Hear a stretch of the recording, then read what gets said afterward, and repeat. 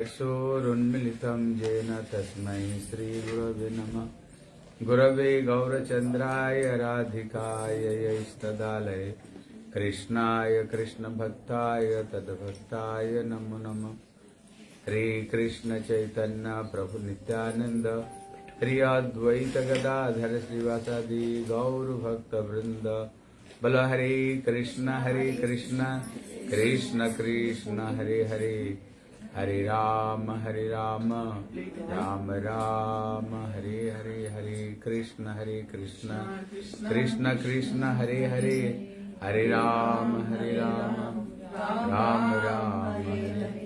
सर्वप्रथम मेरे गुरुपाद पद्म नितलीला प्रविष्णु विष्णु पाद अष्टोत्तर शत श्री श्री श्रीमद भक्ति श्री रूप सिद्धांति गोस्वामी महाराज के चरणों कमल में अनंत कोटि साष्टांग दंडवत प्रणाम करता हूँ।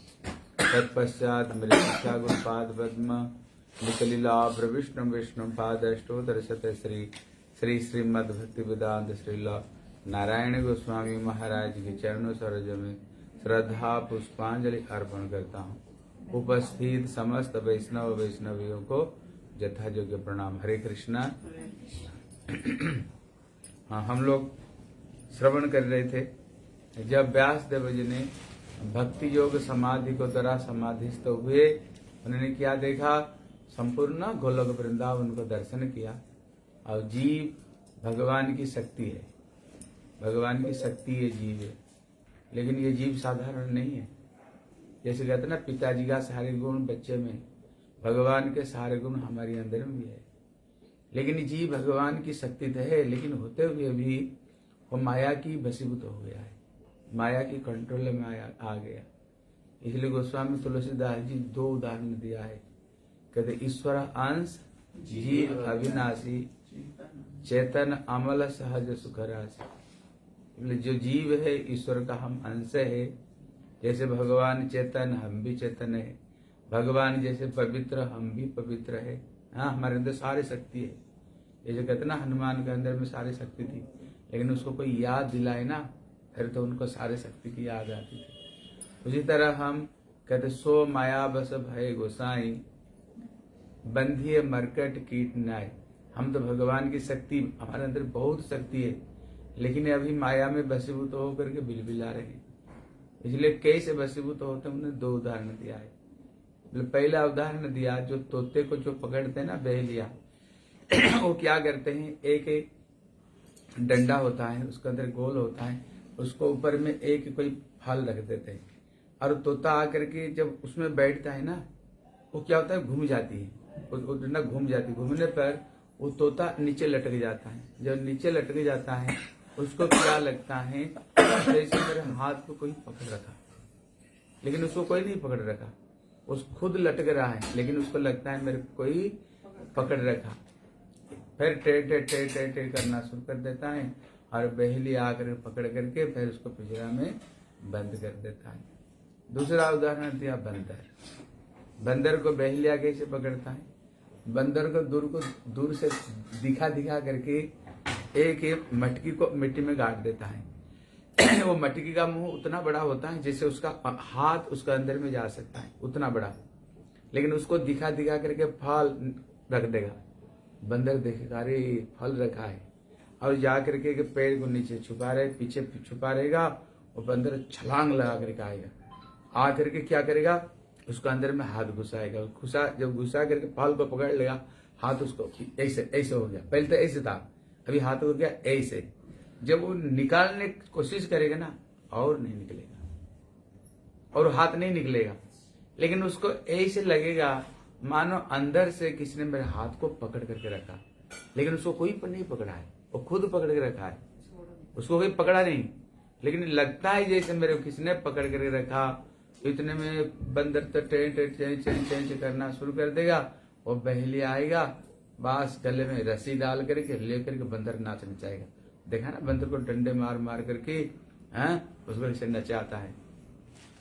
कहते उसी तरह व्यास देव जी ने देखा, जीव तो ईश्वर अंश, जीव अविनाशी, हम तो भगवान की संतान है, लेकिन अभी माया में बिलबिला रहे हैं, माया में बिलबिला रहे। हमको क्या लगता है, जैसे ना माया ही पकड़ लिया, अगर किसको बोले भगवान की भक्ति करो सब छोड़ करके, बोले नहीं हम कैसे भक्ति करेंगे, हमारे बीवी बच्चे संसार दुनियादारी कितना हमारी कर्तव्य है, हमारी कितना कर्तव्य है, हम भगवान की भक्ति कैसे करें, भक्ति कैसे करें। लेकिन उसको किसने नहीं पकड़ा, वो खुद पकड़ कर रखा, कोई नहीं पकड़ा। जैसे चैतन्य महाप्रभु जब सन्यास लिया, विश्वरूप ने सन्यास लिया, रघुनाथ दास गोस्वामी सन्यास लिया, सनातन गोस्वामी, रूप गोस्वामी संसार छोड़ा कि नहीं, उन लोगों ने संसार छोड़कर भगवान की भक्ति करने के लिए आए कि नहीं आए ना।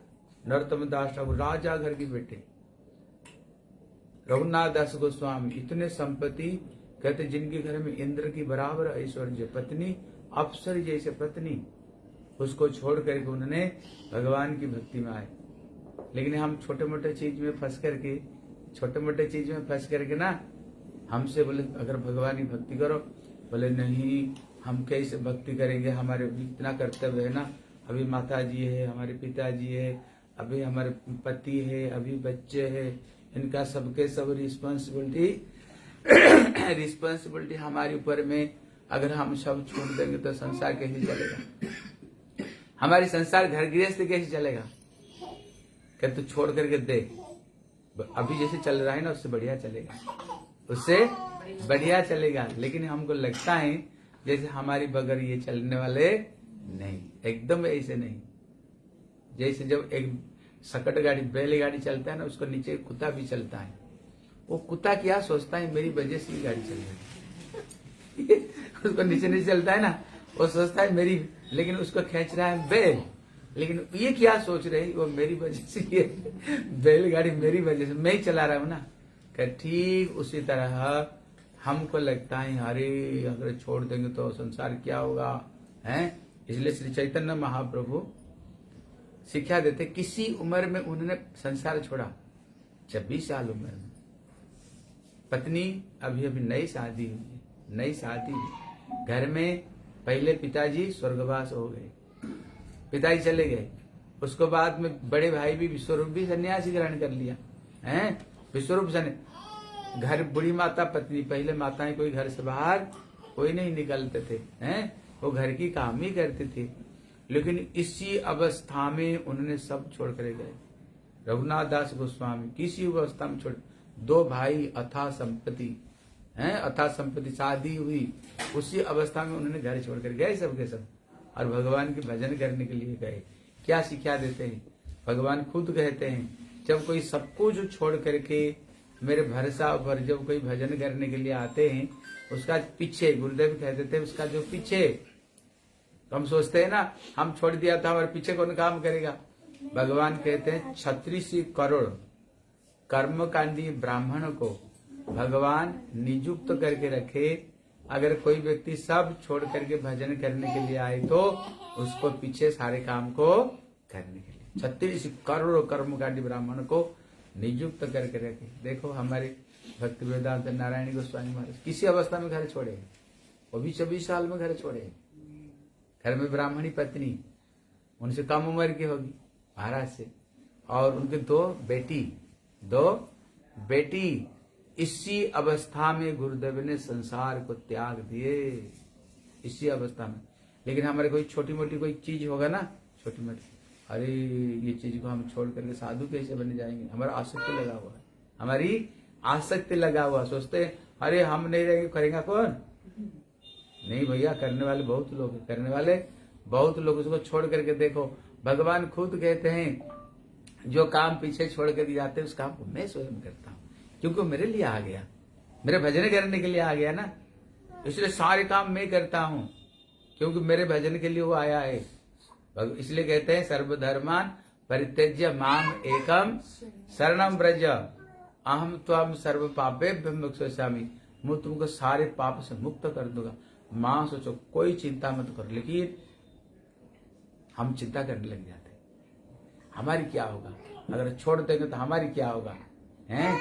नहीं भैया, इसका मतलब है अभी तक हम भगवान के ऊपर में हमारे विश्वास नहीं, अगर छोड़ करके आ जाएंगे तो कैसे दुनिया चलेगी हमारे पीछे, इसका मतलब भगवान में हमारे विश्वास नहीं। इसलिए श्री चैतन्य महाप्रभु ये दुनिया को शिक्षा देने के लिए महाप्रभु का इतने भक्त आप देखो, क्यों, कारण क्या है? हैं सब कुछ छोड़ छाड़ कर उसको कोई चीज चला करके दे दो, कार्टून फाटून उसको। इसलिए चैतन्य महाप्रभु, इसलिए महाप्रभु का इतना क्यों भक्त है? सब इतने कम उम्र में सब छोड़ छाड़ के साधु क्यों बन गए? क्योंकि महाप्रभु उन्होंने ऐसी शिक्षा देकर गए। महाप्रभु ने ये सब चीज महाप्रभु शिक्षा देकर गए हैं, ऐसी चीज को महाप्रभु शिक्षा देकर गए। इसलिए यहाँ पर कहते हैं जो जीव है कैसे स्वयं को स्वयं पकड़ करके रखा, लेकिन वो कहता है जैसे माया हमें पकड़ कर रख लिया, लेकिन भैया कोई किसको पकड़ा नहीं, तुम खुद पकड़ करके रखे हो, तुम खुद पकड़ कर रखे, तुमको कोई पकड़ा नहीं है, ठीक है ना।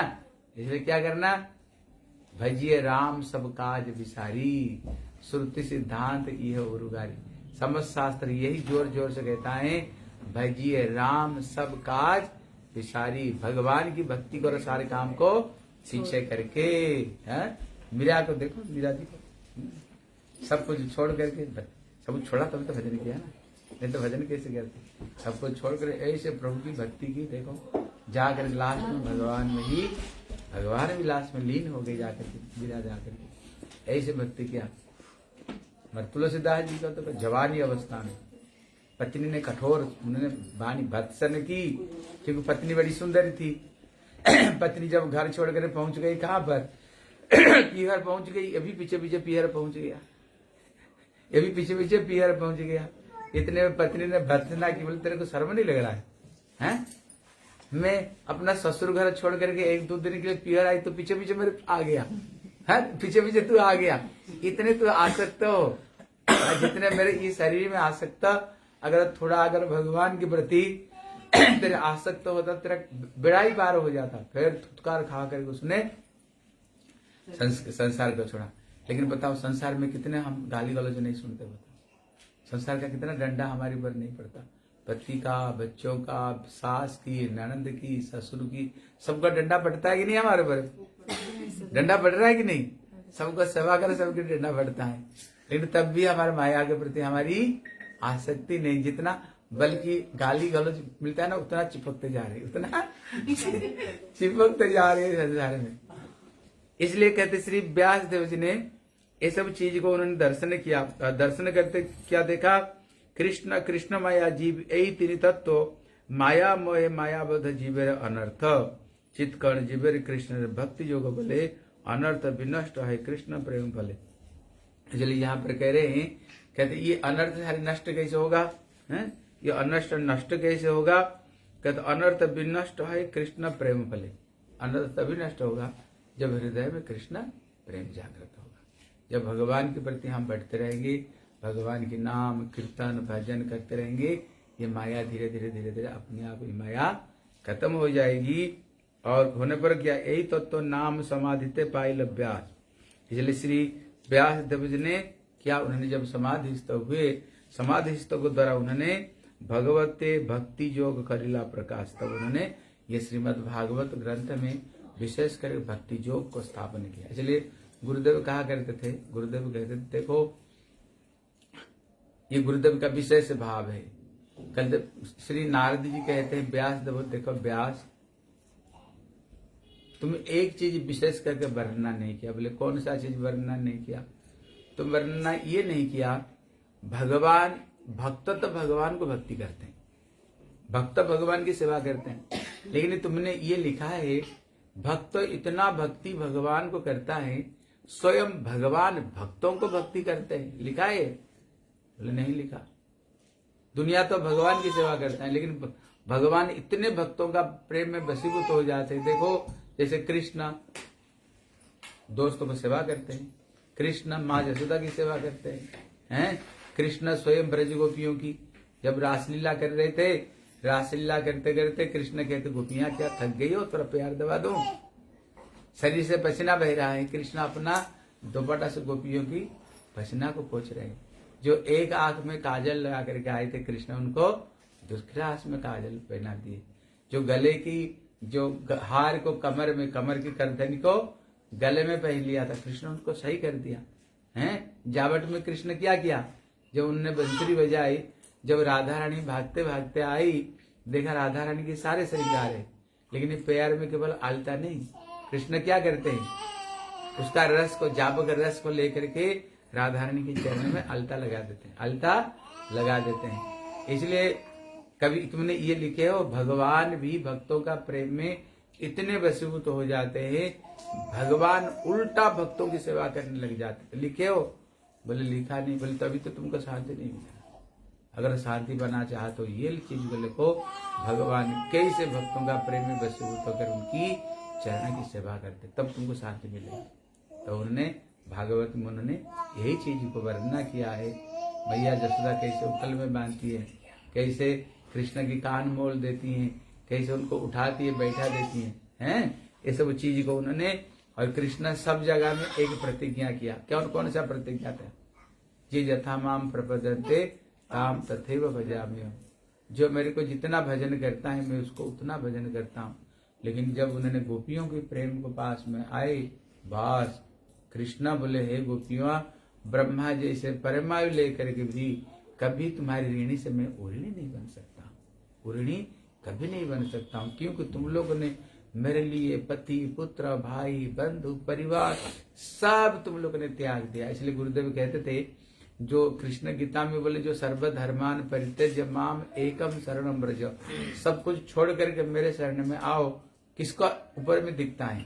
कहती है ब्रज गोपियों को अंदर में ही पूर्ण रूप में अगर कहीं दिखता है, गोपियों के अंदर में दिखता है। इन लोगों ने कैसे सब कुछ छोड़ करके एकदम एकनिष्ठ होकर के कृष्ण शरण में उन्होंने शरणागत हुआ। इसलिए कृष्ण कहते हैं, मैं कभी तुम्हारी ऋणी से ऊर्णी बन ही नहीं सकता हूँ, ऊर्णी बन ही नहीं सकता हूँ।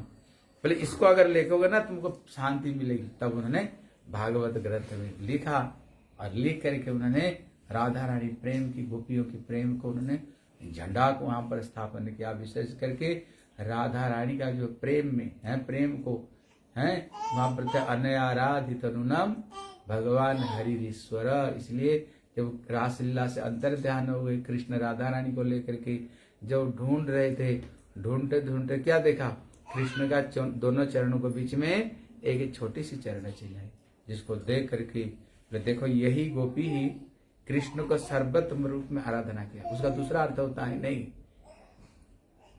वो सर्वोत्तम कृष्ण ही जिसको सर्वोत्तम रूप में आराधना की, किसको? राधा रानी को। तभी तो कृष्ण लेकर गए ना, हैं? इसलिए वो जो श्लोक है श्री विश्वनाथ चक्रवर्ती ठाकुर टीका में लिखते हैं, जो श्लोक है जैसे दो पक्ष में लड़ाई हो ना, अगर जो जीत जाता है वो शंख बजाता है, आज हमारे विजय प्राप्त होगी। मानो सुखदेव गोस्वामी यहाँ कह रहे, क्योंकि सुखदेव गोस्वामी कौन है? ये राधा रानी की प्रिय सुख है, राधा रानी की प्रिय सुख है। जब उन्होंने देखा हमारे श्याम सुंदर केवल श्री राधा रानी को लेकर गए, कभी जो श्लोक उन्हें डिक्लेयर करते हैं, जितने गोपियों में अगर कोई सर्वश्रेष्ठ है, यहाँ पर स्वपक्ष, विपक्ष, तटस्थ, श्रुति सारे पक्ष का गोपियां थी, लेकिन कृष्ण लेकर गए तो किसको अकेला लेकर गए? बोले हमारे श्री ईश्वरी जी को लेकर गए। इसलिए मानो ये जो श्लोक को द्वारा डिक्लेयर करते सर्वश्रेष्ठ प्रेम श्री राधा रानी की। बोले श्रीमती राधा रानी की जय। जोर से बोलो, बोले श्रीमती राधा रानी की जय। इसलिए विश्वनाथ चक्रवर्ती ठाकुर कहते हैं ये जो श्लोक है ये गीता सर्वश्रेष्ठ श्लोक है, सर्वश्रेष्ठ श्लोक है।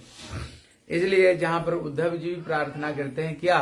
वंदे नंद ब्रज स्त्रीणाम पाद रेणु अजर का विष्णक्ष। राधा रानी की चरण की एक धूल को वो वंदना करते हैं, धूल को कहते। अगर ये चीज तुम लिखोगे ना, तुमको आत्मा को परम शांति मिलेगी, परम शांति मिलेगी। फिर व्यास देव जी ने फिर उन्होंने विशेष करके ब्रजवासियों का प्रेम को भागवत में लिखे, तो फिर उनको परम शांति की प्राप्त हुई। इसलिए इसको बाद में कहते हैं, कहते अभी ये हृदय में वो समस्त लीलाओं को प्रकाश करने के लिए हमें करना क्या पड़ेगा? क्या करने पर ये सारी लीला प्रकाशित होगा? बोलते हम पहले हमारे हृदय में जो सारी गंदगी पड़ी हुई उसको साफ करना पड़ेगा, गंदगी को साफ करना पड़ेगा, तभी तो प्रकाशित होगा ना। हाँ, गंदगी को साफ, इसलिए बोले चेत दर्पण मार्जना, चेत रूपी दर्पण को हमें साफ करना पड़ेगा, साफ करना पड़ेगा। तो बोले जो कहते वो जो साफ करना पड़ेगा वो है क्या चीज? गंदगी। बोले चार चीज है हमारे हृदय में जो जम करके बैठा हुआ है, चार चीज। पहले वो चार चीज को दूर कर दोगे ना, बस फिर प्रभु का लीला हृदय में प्रकाश होने लग जाएगा। बोले 4 चीज क्या है? हैं कहते माया मुग्ध जीवस्य ज्ञेय अनर्थ चतुर्विध हृदय द्रौबल्य अपराध असतृष्णा तत्व विभ्रम। कहते ये 4 ये अनर्थ है। अनर्थ मतलब क्या होता है? जो अर्थ नहीं, जो तुम्हारी प्रयोजन नहीं, इसको कहते हैं अनर्थ। जो तुम्हारी प्रयोजन नहीं, वही जो प्रयोजन नहीं वही वस्तु अभी हृदय में हमारी बैठा हुआ है। हाँ, जो चीज हमारी जरूरत नहीं। मतलब क्या चीज जरूरत नहीं है? कहते पहला नंबर जो है कहते असत तृष्णा। कहते असत तृष्णा मतलब क्या है? कहते असत तृष्णा मतलब होता है अभी हम लोग जो स्थूल और सूक्ष्म जो शरीर में ही हम बंद पड़े हुए हैं। बंधे होकर के क्या कर रहे हैं? ममता रख करके जो भगवान की भजन को छोड़ करके हमारे हृदय में और जितने सारे चीज हृदय में प्रकट होता है। हमको नहीं, हम भगवान की संतान, ईश्वरांश जीव अविनाशी, हम भगवान की संतान। फिर हमका कर्तव्य क्या है? भगवान की सेवा, भगवान की कथा, भगवान का कीर्तन, भगवान की स्मरण, भगवान की भजन ही हमारी कर्तव्य। क्यों? हम उनकी संतान। लेकिन हमारे हृदय में कितने तरह का कामना वासना पड़ा हुआ। हाँ, कितने तरह का कामना, अन्याभिलाषिता सुनना, कितने तरह का अभिलाष, लाभ, पूजा, प्रतिष्ठा है। हमारे हृदय में क्या क्या गंदगी पड़े हुए, कितने गंदगी पड़ा हुआ है। इसलिए क्या करना पड़ेगा? जो चीज में भगवान संतुष्ट नहीं, जिस चीज में गुरु वैष्णव संतुष्ट नहीं, वो चीज को हृदय से हमें निकालना पड़ेगा। असत तृष्णा जो इच्छा है, असत इच्छा है, हृदय से इसको दूर करना पड़ेगा। उसके बाद में बोले हृदय द्रौबल्य। हृदय द्रौबल्य क्या होता है? कहते अनित्य वस्तु की प्राप्ति, वो अप्राप्ति में शोक मोह होता है। इसी चित्त का विकार का नाम हृदय द्रौबल्य। इसलिए हृदय द्रौबल्य मतलब होता है जैसे हमारे हृदय में जो कमजोर है, हृदय में जो हमारी कमजोर है। हृदय में क्या कमजोर है? कहते हमारे हृदय में, अगर हृदय में भगवान की भक्ति को पाने की अगर इच्छा हो तो बहुत अच्छी बात है। लेकिन हमारे हृदय में क्या वस्तु बैठा हुआ है? कहते अनित्य वस्तु, जो चीज का तरफ भक्ति बढ़ेगी नहीं, वही चीज ही हमारे हृदय में बैठा पड़ा हुआ है, बैठा पड़ा हुआ है। इसलिए इस अनर्थ का उदय जीव में अविद्या के कारण नैसर्गिक रूप में होता है तथा शुद्ध साधु संग में कृष्णानुशीलन में ही रहित हो सकता है। कहते इस अनर्थ का उदय जीव का अविद्या के कारण, कहते हमारे हृदय में अविद्या है, इसीलिए हमारे हृदय में स्वाभाविक रूप में ये चीज बैठा हुआ। लेकिन ये चीज कैसे दूर होगा? साधु संग से ही ये चीज हमारे, साधु संग से भजन करते करते करते करते हृदय की ये सब चीजें हमारी दूर हो सकता है। हृदय द्रौबल्य जैसे समझो, जैसे हमारे हृदय में बहुत सारी चीज कमजोरी है। हम जानते हैं ये काम हमें नहीं करनी चाहिए, हमको पता है भक्ति के प्रतिकूल हम काम नहीं करनी चाहिए, जिसको द्वारा भक्ति हमारी घटे, है ना, भक्ति हमारी दूर। लेकिन क्या होता है? स्मार्टफोन हमें नहीं देखनी चाहिए, है ना, नहीं देखनी चाहिए। और स्मार्टफोन में गंदी चीजें नहीं देखनी चाहिए, है ना, क्योंकि उसको द्वारा क्या होगा? अब देखना, जो चीजें हम देखेंगे, जो चीजें हम देखेंगे ना हृदय में, देखना वही चीज हृदय में हमारी क्या होता है? कामना वासना रूप में आती है। देखना, कल सुन रहे थे बिल्लो मंगल ने, केवल उसने इन्हीं आंखों से देख करके फिर उनने माया में फंस गए। अजामिल ने कितने बड़े उन्होंने बताया, एक व्यक्ति के अंदर में जितने सद्गुण, सारे सद्गुण था, लेकिन उसने एक बार केवल गंदी चीज को देखा। हाँ, गंदी चीज को देखा, शराब पी करके दोनों वेश्या और एक शूद्राणी मिल रही, एक बार देखा, देख कर क्या होगा? सारे भजन चौपट, अपना पत्नी को त्याग दिया, शूद्राणी को साथ मिला, अमेध्य को मध्य, सारे भ्रष्ट हो गया। यहाँ पर कहते भैया, अगर वो एक बार गंदी चीज को देख करके भ्रष्ट हो गया, हम कौन सा खेती के मूली बताओ, हम कौन सा खेती के मूली? जो चीज देख करके हृदय को हम संभाल पाए। अभी जगत में डाइवोर्स, फाइवोर्स जितना क्यों होता है? ये सारी गंदी चीज की वजह से। हम जानते हैं ये चीज में गंदी है, लेकिन हमारे हृदय में हृदय दुर्बलता है, हृदय की दुर्बलता हमारे हृदय में। जानते हैं ये गंदी चीज ले जाएगा, लेकिन तब भी हम इसको चलाते रहते हैं, तब भी वो चीज को देखते रहते हैं। हम जानते हैं ये काम करने से गुरु वैष्णव खुश नहीं होंगे, भगवान खुश नहीं होंगे इधर जाने से, ये करने से, लेकिन हमारे हृदय में कमजोर है। क्या करते हैं? वही काम को हम करते हैं, वही काम को हम करते हैं। फिर कैसे दूर होगा? बोले ये चीज दूर हो सकता है जब हम वैष्णव का संग में रह करके संत एवास छिंदंती मन अभ्यास संगोक्ति भी कहते, साधु का जो वाणी है ना वो एक तलवार जैसे। इसलिए हमारे गौर किशोर दास बाबा जी महाराज कहते थे साधुओं का जो शुद्ध साधुओं का जो हरि कथा है, कहते एक तलवार है, एक तलवार है। जैसे तलवार से काटते हैं ना, ऐसे ही साधु क्या करते हैं? वाणी रूपी कठोर वाणी को द्वारा हृदय की जो अनर्थ को काट डालते हैं। लेकिन हम किसको प्रेम करते हैं? जो हमारी मन के अनुकूल बात करता है। लेकिन अगर मन का प्रतिकूल अगर कोई बात करे ना, भक्ति की बात बोले, ये बेकार साधु, इसको पास जाने तो गाली गलौज करता है और उल्टा पुल्टा बोलता रहता है। लेकिन गौर किशोर दास बाबा जी महाराज कहते, भैया जो सत साधु जो कठोर वाणी को द्वारा हमारे हृदय में जो असल तृष्णा है, जो गलत राह पर जा रहे, जो काट देता है, वही हमारी कल्याण करने वाले, हमारी जो चापुरुषी करने वाले, मन की जो बात करने वाले, वो तुम्हारे घोर शत्रु, तुमको पता नहीं चल रहा है, तुम्हारे सारा जीवन का बर्बाद कर रहा है। लेकिन हम चाहते क्या? उसको पास में जाए जो मीठी मीठी मीठी मीठी बोली बोले हैं। भैया मीठी बात से काम नहीं चलेगा, मीठी बात से काम नहीं चलेगी, मीठी बात से। इसलिए यहाँ कहते हैं जो हृदय द्रव्यता को हमको छोड़ना पड़ेगा। कहते स्वरूप भ्रम मतलब क्या है? जीवन स्वरूप है कृष्ण नित्यदास, हम भगवान की सबसे नित्यदास है। लेकिन अभी अपना स्वरूप को हम भूल करके क्या कर रहे हैं? अभी माया की दासत्व तो कर रहे हैं। इसलिए कहते स्वरूप भ्रम, असत तृष्णा और अपराध। कहते अपराध जो है अपराध, अपराध मतलब क्या होता है? राध मतलब होता है, यहाँ पर कहते हैं जो कहते जो प्रीति, अपराध मतलब होता है जहां पर हमारा प्रीति दूर हो जाता है। जैसे ना हम कहते ना भैया हमारा अपराध हो गया, मतलब अपराध क्यों हो जाता है? हमारा अपराध क्यों हो जाता है? जब किसी वस्तु का प्रति हमारी प्रीति खत्म हो जाती है, तब यहाँ पर कहीं अपराध होता है। जैसे वैष्णव का प्रति दूर हो जाता है, गुरु जी का प्रति जब हमें प्रति दूर हो जाता है, विश्वास कम हो जाता है, तो उसी समय में ये सारे अपराध, तभी अपराध हृदय में आती है। इसलिए जैसे अपराध कितने तरह का? कहते पहला नंबर नाम अपराध 10 तरह का है, नाम अपराध 10 तरह का। हरि नाम करने के लिए हमको 10 नियम को पालन करना पड़ता है। पहला अपराध क्या है? किसी गुरु वैष्णव का निंदा नहीं करनी चाहिए, वैष्णव का कभी निंदा। इसलिए महाप्रभु कहते हैं काहर ना करे निंदा, कृष्ण कृष्ण बोले अजय चैतन्य से तारी बेगाले। भगवान को कौन प्राप्त कर सकता है? बोले वही प्राप्त कर सकता है जो कभी किसकी बुराई नहीं करता है। क्योंकि जीव स्वरूप है, प्रत्येक जीव के हृदय में भगवान के निवास होता है। जब निवास होता है, कहते साधारण हर के हृदय जब भगवान के निवास है, फिर भैया निंदा करो किसको करे? सबके हृदय में तो भगवान की निवास है, पर निंदा किसको करोगे? निंदा पर तुम है।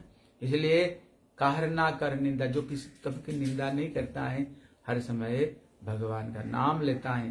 बोले उनका नाम है तो अजय। अजय मतलब जिसको जितना बड़ा कठिन है, लेकिन उनको कौन जीत सकता है? वही जीत सकता है जो किसी की कभी बुराई नहीं करके हर समय भगवान की नाम लेता। और जो वैष्णव अपराध है, ये सबसे बड़ा खतरा बताया है, सबसे बड़ा खतरा। इसलिए महाप्रभु बोले जैसे एक हाथी जैसे कि बाग में प्रवेश करते हुए, कभी होता है कोई पेड़ है ना, उसको ऊपर से काट दो, फिर दोबारा उसमें शाखा आ सकती है। लेकिन अगर जड़ से किसको उखाड़ कर फेंक दो तो बोले गया।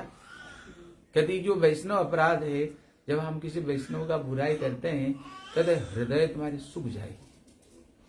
अगर कहीं अगर हरिनाम में तुम्हारी रुचि नहीं हो रही, किसी भक्ति में तुम्हारी रुचि नहीं हो रही, ये समझनी चाहिए कहीं ना कहीं हमारे कहीं अपराध हो रहे। क्योंकि कहते कि मतवाला हाथी जैसे, कहते भक्ति को जड़ समेत ही उखाड़ कर फेंक देती है। पर हृदय में अपना माला करने की इच्छा नहीं करेगी, भगवान की कोई भक्ति करने की इच्छा नहीं करेगी, हृदय सूख जाएगी, निरस हो जाएगी।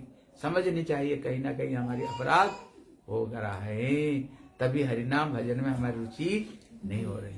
समझ नहीं जानी चाहिए हैं। फिर क्या करनी चाहिए? फिर क्या करनी चाहिए? अगर हम पता चल जाए इसी वैष्णव को चरण में अपराध हो गया, जाकर के माफी मांग लो उनसे। जाकर के ये मत समझो अरे हम इतने बड़े हैं, हम क्या हमारे छोटे हैं, इससे क्या माफी मांगे? नहीं। इसलिए महाप्रभु स्वयं शिक्षा देते हैं, महाप्रभु स्वयं शिक्षा देते हैं। महाप्रभु जो प्रेम दे रहे थे, सबको प्रेम दे रहे थे, लेकिन सच्ची मैया को प्रेम नहीं दे रहे थे। हैं? इतने में भक्त लोग बोले प्रभु आप सबको तो प्रेम दे रहे हो, अपना माँ को तो प्रेम दो। महाप्रभु बोले नहीं दूंगा। बोले क्यों? बोले वैष्णव अपराध किया उसने, वैष्णव अपराध किया। बोले कौन सा वैष्णव चरण अपराध किया? बोले जिस समय मेरे बड़े भाई विश्वरूप सन्यास लेकर जा रहे थे, उसी समय में, क्योंकि वो अद्वैत आचार्य जी को टोल में पढ़ते थे, हैं? इतने केवल उन्होंने बोल दिया था केवल अद्वैत तारे द्वैत गरिमानी। उसका नाम अद्वैत। अद्वैत मतलब क्या? मतलब नहीं, द्वैत मतलब दो, जो सबको मिला कर रखते हैं, जो सबको मिला कर रखते हैं, वो मिला करके किया। मेरे बेटे को मेरे से अलग कर दिया, ऐसे पाठ पढ़ाया मेरे बेटे को, ऐसे पढ़ाया मेरे बेटा सन्यास लेकर चला गया। ये तो द्वैत हमसे अलग कर दिया। बस देखो माँ की हृदय है ना, माँ तो बड़ा किया ना, लालन पालन किया, गर्भ में धारण किया। माँ को पता एक बेटे को बड़ा करने में कितना कष्ट है, ये माँ को पता है? माँ को पता। लेकिन माँ तो बोल सकती है ना, मेरे बेटे को मेरे से अलग कर दिया। हर पिता माता यही सोचते हैं जब बुढ़ापा हो जाएगा बेटा क्या करेगा जीवन का? हमारी हमारी क्या लाठी बनेगा, जीवन का लाठी बनेगा। लेकिन तो बोलेगा माँ, लेकिन इतने छोटी सी वस्तु भी कहते तुम्हारी अपराध हो गया है, इसलिए हम प्रेम नहीं देंगे। फिर सची माँ कौन है? माँ सुन जसोदा, भगवान की माँ। अपना बेटे को चरण में जाकर माफी मांगा। अद्वैत आचार्य जी के पास में गए, जाकर बोले बेटा तेरे चरण में मेरा अपराध हो गया, माफ कर दो। अद्वैत आचार्य जी तो प्रेम में पागल हो गए। बोले बेटा का माँ के चरण में अपराध होता है, माँ की बेटे के चरण में अपराध कभी होता है? कभी होता है? कभी नहीं होता है। किंतु माँ तो ममता स्वरूप है ना, इसलिए इतने में उन्होंने प्रेम में जब मूर्छित हो गए, माँ सच्ची जाकर क्या करती है? अपना अद्वैत चरण का धूल लेता है, उनका चरण की धूली लेता है, भगवान स्वयं लेते हैं। इसलिए यहाँ पर माँ सच्ची लेती शिक्षा देते हैं। ये नहीं सोचनी चाहिए हम तो इतने बड़े उसको चरण में जाकर कैसे माफी मांगेंगे, नहीं, ये नहीं करनी चाहिए, जाकर माफी मांगनी चाहिए। फिर कहते अगर कोई वैष्णव चरण में अपराध हो गया, वो चले गए, फिर क्या करोगे? फिर क्या करनी चाहिए? तब कहते रो रो करके उनका नाम को लेकर के हरिनाम करो, हरिनाम करो। जब हरिनाम करेंगी, हरिनाम ऐसे की चीज है, हरिनाम ऐसे की चीज है, ये हरिनाम से भी सारे पाप अपराध नष्ट हो जाता है। इसलिए वैष्णव अपराध नहीं करनी चाहिए, गुरु अवज्ञा नहीं करनी चाहिए, भगवान का नाम की अतिस्तुति नहीं करनी चाहिए। अरे भगवान के नाम को बढ़ा चढ़ा करके बता दिया शास्त्र में, थोड़ी नाम में इतने शक्ति हो सकती है, शक्ति हो सकती है। फिर नाम की महिमा को सुन करके फिर नाम का प्रति प्रीति नहीं होना। इतना महिमा हमने सुने, नाम के सुनते हैं, लेकिन सुनते हुए भी भगवान का नाम का प्रति हमारी प्रीति नहीं हो रहा है, प्रीति नहीं हो रहा है। कहते इस सब के सब नाम बराबर। फिर बताए सारे अपराध को दूर तो हो सकती है, लेकिन एक अपराध दूर करना बड़ा कठिन है। बोले अहंता और ममता, ये शरीर के प्रति जो मैं और जो मेरा है, ये दूर होना कठिन है। कल ये कैसे दूर होगा? भक्ति विनोद ठाकुर कहते हैं आहार मतलब हर समय उठते बैठते सोते अगर हम हरिनाम करते रहेंगे, हर समय अगर हरिनाम करते रहेंगे, ये अपराध भी तुम्हारी दूर हो जाएगी। क्यों? तुमको फुर्सत नहीं मिलेगा, कोई अपराध करने के लिए तुमको कोई फुर्सत मिलेगी नहीं, ठीक है ना। इसलिए कहते ये 4 तरह का जो अपराध बताया। फिर ये जो 4 तरह का अपराध है ना, एक अपराध को फिर 4 भाग में विभक्त किया। कहते एक अपराध को उन्होंने फिर 4 भाग में विभक्त किया है। अब लोग ये ग्रंथ से अब लोग सबके सब पढ़ लेना, उसमें क्या किया उन्होंने, एक अपराध को उन्होंने 4 अपराध को बहुत डिस्कस रूप में उन्होंने इस चीज को उन्होंने बताया। फिर कहते हैं इसको आप यहाँ से पढ़ लेना, एक अपराध किसी 4 तरह का। मतलब भक्तिविनोद ठाकुर ने ना इतने सूक्ष्म विचार बताए, आपको कहीं भी इतने सूक्ष्म विचार नहीं मिले, इतना सूक्ष्म विचार कहीं नहीं मिले हैं। एक अपराध में क्या क्या 4 भाग है। फिर उन्होंने बताए भयम द्वितीयाभिनिवेशत स्यात् ईसाद अपेत विपर्जय स्मृति तन माया तो बुद्ध अभजेत भक्त के सम गुरुदेवतात्मा। कहते हैं अभी प्रश्न होता है ये माया से हम कैसे, अनर्थ से हम कैसे ऊपर उठ सकते हैं? ये अनर्थ से कैसे हम उड़ सकते हैं? बोले अनर्थ से आप उड़ सकते हो। कहते भयम द्वितीयाभिनिवेशत स्यात् ईसाद अपेत विपर्जय स्मृति। कहते हमारी ये बुद्धि भ्रष्ट कैसे हो गया, हमारी बुद्धि तो विकृत कैसे हो गया?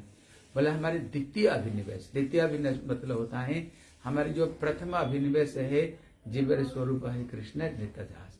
हमारी एक ही कर्तव्य है ठाकुर का नाम, भगवान का कीर्तन, भगवान की कथा, भगवान की भक्ति ही हमारी एक ही कर्तव्य, और कोई हमारी कर्तव्य नहीं है।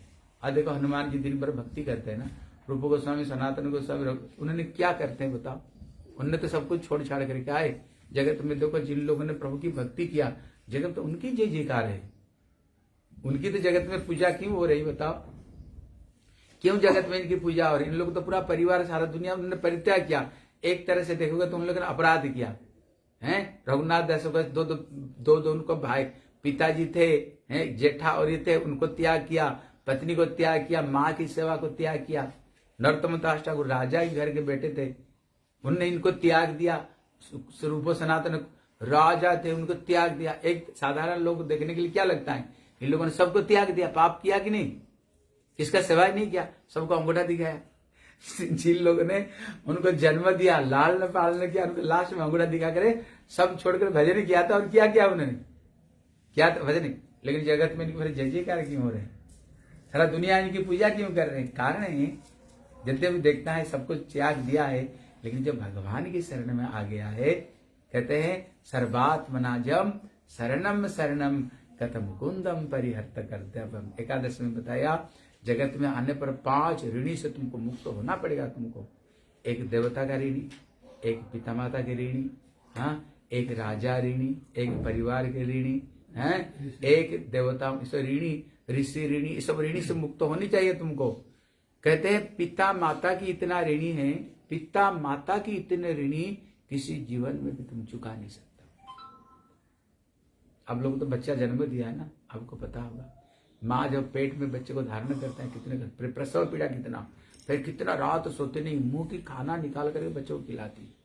पहले बच्चे को पेट है ना, अब तो बड़े किए होंगे। कहते भैया किसी जीवन में पिता माता की ऋणी तुम चुका नहीं सकते हो, फिर और सारी ऋणी रह गया, फिर क्या होगा? कहते सर्वात्मनाजम शरणम शरणम। जो व्यक्ति ठाकुर की भजन में आ जाते हैं सारे ऋणी से मुक्त हो जाते हैं, सारे ऋणी से मुक्त हो जाते हैं। क्यों? दुनिया भगवान से ऋणी, दुनिया भगवान से ऋणी लिया है।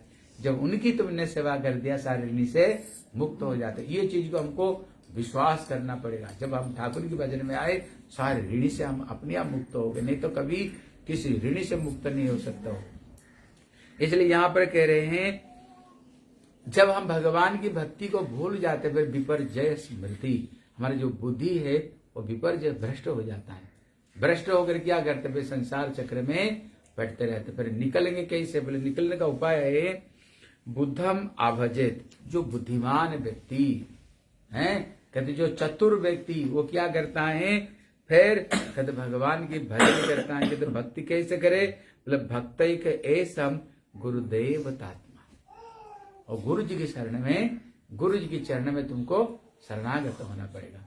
इसलिए बिनु गुरु भवनिधि तरई न कोई जो बिरिंची शंकर समाई। गुरु जी की चरण में तुमको आश्रय लेना तुमको पड़ेगा है। आदो गुरु पदाश्रयम। बोले गुरु जी को समझे कैसे? भक्त ऐसम गुरुदेवतात्मा। इसलिए गुरुदेव को साक्षात हृदय का ही सर्वस्व समझे। गुरु ही जीवन का सब कुछ है, गुरु ही हमारे जीवन का सब कुछ है। भक्ति जगत में कहते ना गुरु भक्ति ही भक्ति जगत का रीढ़ है। भक्ति जगत का जो रीढ़ है गुरु जी की चरण में भक्ति। जितना तुम्हारी गुरु जी की चरण में प्रीति है उतना ही तुम भक्ति में बड़े हो। इसलिए गुरुदेव कहते थे शिष्य 4 तरह के, एक उत्तम, एक मध्यम, एक कनिष्ठ और एक अधम। कहते उत्तम भक्त कौन है? बोले जितना तुम्हारी भगवान की प्रति प्रीति है उससे ज्यादा गुरु जी का प्रति, उससे ज्यादा गुरु जी का प्रति है। कहती ये कौन है? बोले ये उत्तम भक्त है। बोले मध्यम भक्त कौन है? बोले जस्य देवे परा भक्ति यथा देवे तथा गुरु। जितना तुम्हारी भगवान की प्रति प्रीति है उतना तुम्हारी गुरु जी का प्रति प्रीति होनी चाहिए। कम नहीं, उतना होनी चाहिए, उतना होनी चाहिए। तब हृदय में वो तत्व ज्ञान की प्रकाश होता है। बोले मध्यम भक्त कौन है? कहते उसमें कनिष्ठ भक्त कौन है? बोले अर्चयामेव हरे जब पूजाम श्रद्धयते न तद भक्तेषु चान्येषु सभक्त प्राकृत स्मृत। भागवत में बताया वो भगवान को तो बड़ा मानते हैं, हरे ठाकुर जी भगवान है, लेकिन जो गुरु जी है ना, अरे गुरु जी क्या है? गुरु जी कुछ नहीं, थोड़ी भगवान से गुरु थोड़ी बड़े हो सकते हैं, लेकिन वो ज्यादा महत्व देता है। ठाकुर को सेवा पूजा में तो ज्यादा महत्व देता है, लेकिन गुरु जी का सेवा में इतना महत्व नहीं देता है। कहते वो प्राकृत स्मृत, वो प्राकृत भक्त है, कनिष्ठ भक्त है, कनिष्ठ भक्त है। कहते हैं अधम कौन है? बोले अधम वो है, अधम वो है गुरु जी का आदेश को भी जो अमान्य कर देता है। गुरु जी आदेश देने पर भी है, इसलिए वहां पर भी तरह तरह का नाम बताए। कहते एक होता है भौरा।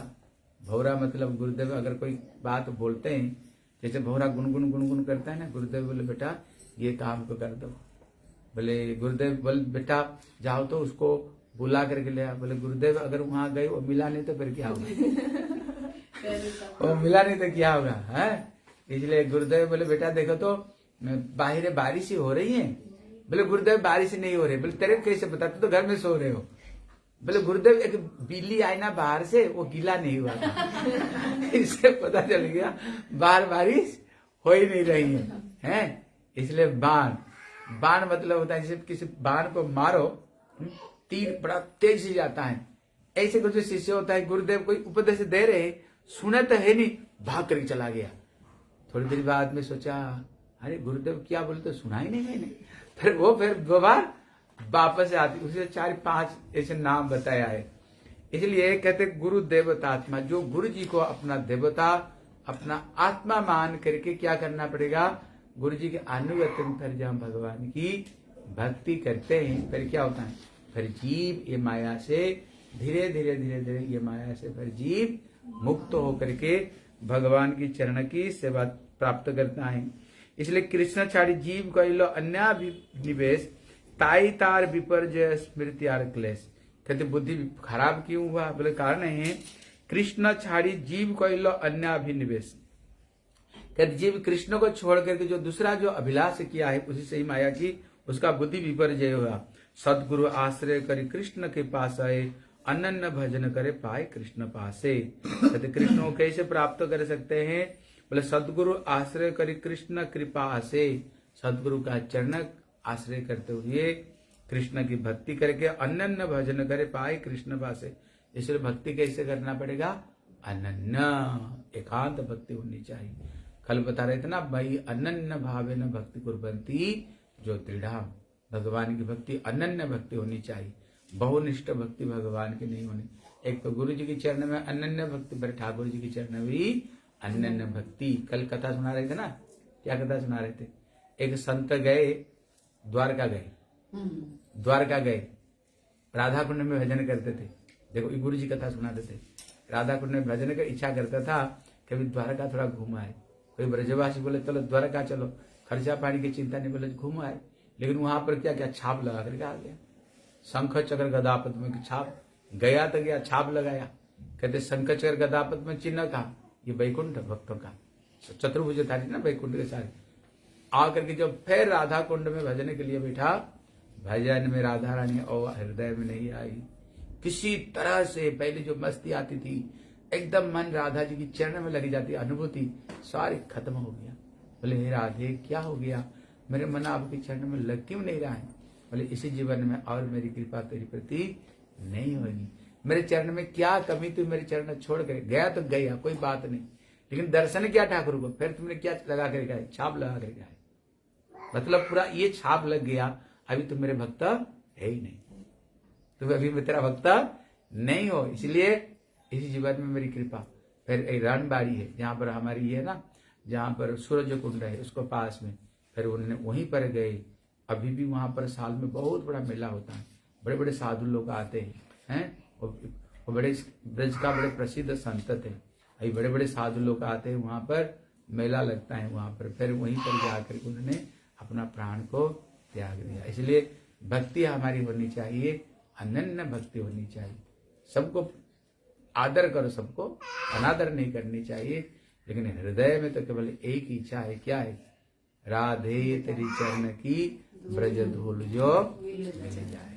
अच्छा, लेकिन कई वैष्णव देखे जाते हैं कि हमारे द्वारिका जाते भी और ले भी जाते हैं। जाने में कोई दिक्कत नहीं ना, उन्होंने यही गलती किया, उन्होंने जो छाप लगा करके आया ना, यही चीज उन्होंने गलती किया है। जाने में, धाम में जाते ना, धाम में जाने में क्या है? हम केदारनाथ, बद्रीनाथ, गंगोत्री, जमुनोत्री जाते हैं ना, शंकर जी को भी पास जाते हैं, नारायण के पास भी जाते हैं, लेकिन हाँ, लेकिन क्या करो?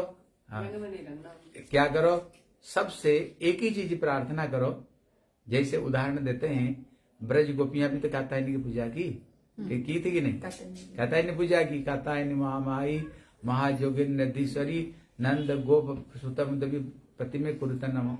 उन्होंने कात्यायनी की पूजा की, लेकिन पूजा करते हुए मांगा क्या है? कृष्ण को, कृष्ण हमारी पति हो जाए। इसलिए अंबिका काल, अंबिका काल वहां पर गए, हमारे नंद बाबा पूरा ब्रजवासी गए थे शिव चतुर्दशी करने के लिए। हाँ, शिव चतुर्दशी करने के लिए वहां पर गए थे, रात भर वहां जागरण है, भागवत में आता है।